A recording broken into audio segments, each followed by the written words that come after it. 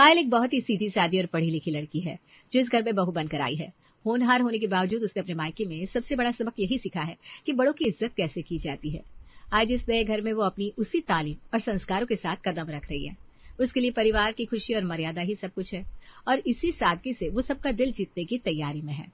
गांव की औरतें पायल का चेहरा देखने आई थी। पायल पत्थर की मूरत बनी नीचे गर्दन करके बैठी रही। अरे बहू कुछ बोलती क्यों नहीं, गूंगी है क्या? राम राम चाची जी, आप सबको मेरा प्रणाम। आप आई, बहुत खुशी हुई।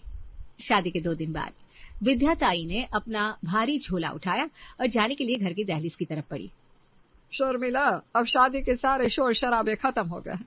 मेहमान भी अपने अपने घर निकल गए तो सोचा अब मैं भी विदा ले लो। अरे दीदी, अभी तो बहू क्या है, जुमा 2 दिन हुआ है, आप अभी से जाने की बात करने लगी। अब मेरा यहाँ क्या काम, सब काम तो निपट गया। गांव में मेरे घर पर भी तो जानवर प्यास से खड़े होंगे, उन्हें कौन देखेगा।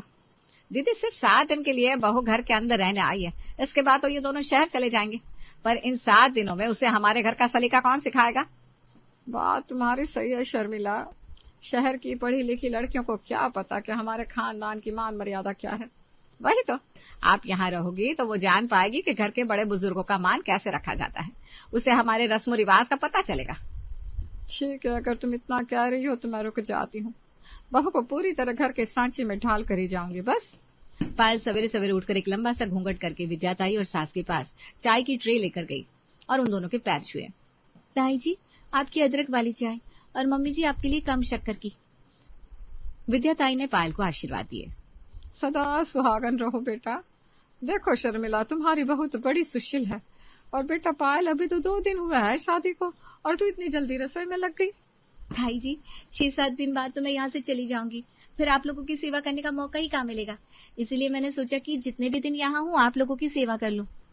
सच में? अरे शर्मिला, कहाँ से लाई है तू आज के जमाने में ऐसी संस्कारी बहू खोज कर। अरे पायल बेटा, 2 घड़ी मेरे पास भी बैठ यहाँ। जी ताई जी, बस मैं ये नाश्ता सबको दे दूं, फिर आती हूँ। वाह वाह वाह, चाय तो बहुत लाजवाब बनी है।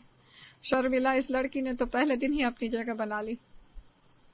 और क्या दीदी, कल जब गांव की औरतें मुंह दिखाए के लिए आई थी तब भी इसने सबका दिल जीत लिया था। जीतना ही था। देखो तो सही, बड़ों के सामने कैसे नजरें झुका कर खड़ी रहती है। यही तो हमारे कुल की पहचान है। ताई जी, अगर आपको कुछ और चाहिए तो बताइएगा, मैं रसोई में ही हूँ। नहीं नहीं बेटा, तू बस ऐसे ही बड़ों का आदर करती रहे।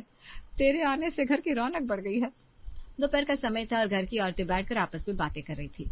विद्या ताई आंगन में बैठी थी। पायल ने बिना किसी के कहे उनके थके हुए पैरों के पास गर्म पानी का टब लाकर रख दिया। तुझे कैसे पता मेरे पैर दुख रहे? मैंने तो किसी से नहीं कहा। जी,